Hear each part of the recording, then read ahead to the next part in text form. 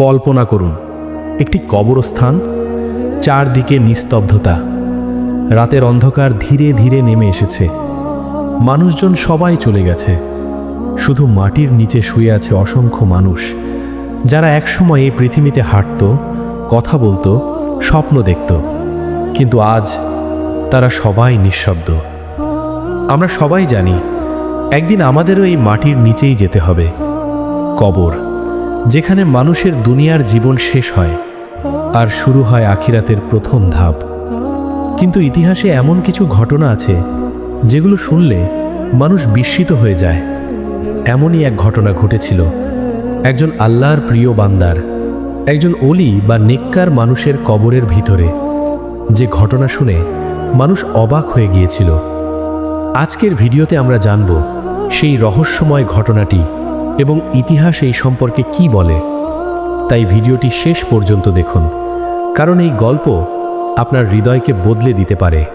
ওলিদের জীবন কেমন ছিল? ইসলামের ইতিহাসে অনেক নেককার মানুষ ছিলেন, যাদের আমরা ওলি বা আল্লাহর বন্ধু বলে জানি। এই মানুষগুলো সাধারণ মানুষের মতোই জীবনযাপন করতেন, কিন্তু একটি জিনিস তাদের আলাদা করত। তাদের হৃদয় ছিল আল্লাহর ভালোবাসায় পূর্ণ।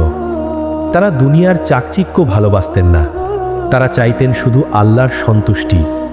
তাদের রাত কাটত ইবাদতে, তাদের চোখ ভিজে থাকত তওবার অশ্রুতে। অনেক সময় মানুষ তাদের বুঝত না, পরন্তু কেউ তাদের পাগল বলতো, কেউ তাদের অদ্ভুত মনে করত। কিন্তু আল্লাহ জানতেন তারা তার কত প্রিয় বান্দা। অনেক বছর আগে একটি শহরে বাস করতেন এক নেককার মানুষ। তিনি ছিলেন খুবই সাধারণ। তার কোনো বড় সম্পদ ছিল না, তার কোনো বড় পরিচিতিও ছিল না।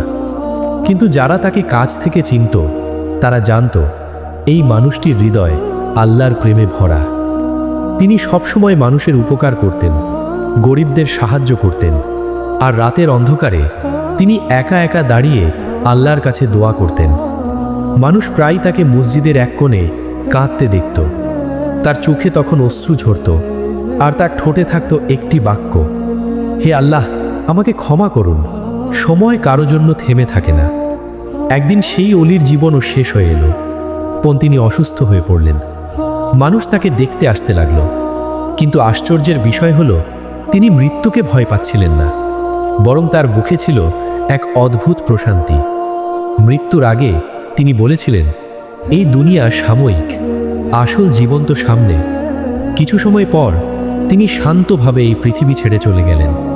সেই দিন শহরের মানুষ তার জানাজায় ভিড় করেছিল, কারণ সবাই জানত এই মানুষটি ছিলেন খুবই নেককার।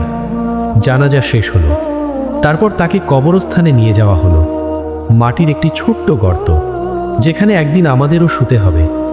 মানুষ তাকে সযত্নে কবরের ভিতরে রাখল, তারপর মাটি দিয়ে ঢেকে দেওয়া হলো। সবাই ধীরে ধীরে চলে গেল, কিন্তু এখানেই শেষ হয়নি গল্পটি।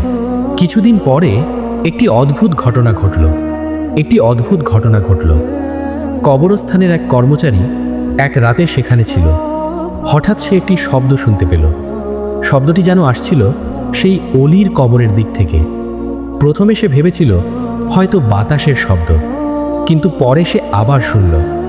এবার শব্দটি স্পষ্ট ছিল। সে ভয়ে কাছে গেল, আর তখন সে এমন কিছু শুনল যা তাকে স্তব্ধ করে দিল। সে শুনল কবরের ভিতর থেকে কুরআন তেলাওয়াতের মতো শব্দ আসছে। পরদিন এই খবর শহরের মানুষের মধ্যে ছড়িয়ে পড়ল। অনেক মানুষ বিশ্বাস করতে পারছিল না। কেউ বলল এটি হয়তো ভুল শোনা, কেউ বলল হয়তো কল্পনা। কিন্তু কয়েকজন মানুষ নিজেরা গিয়ে শুনল, আর তারা বলল সত্যিই সেখানে কুরআনের তেলাওয়াতের মতো শব্দ শোনা যায়। এই ঘটনা মানুষকে গভীরভাবে ভাবতে বাধ্য করল। ইসলামে এমন কিছু ঘটনা আছে যা আমাদের বুঝতে কঠিন লাগে, কিন্তু কুরআন ও হাদিসে বলা হয়েছে আল্লাহর নেক বান্দাদের জন্য বিশেষ মর্যাদা রয়েছে। কখনো কখনো আল্লাহ তার প্রিয় বান্দাদের সম্মান প্রদর্শনের জন্য অদ্ভুত কিছু ঘটনা ঘটান। তবে ইসলামের আলেমরা বলেন আমাদের মূল লক্ষ্য হওয়া উচিত এই গল্প থেকে শিক্ষা নেওয়া, অলৌকিক ঘটনার পেছনে ছুটে বেড়ানো নয়।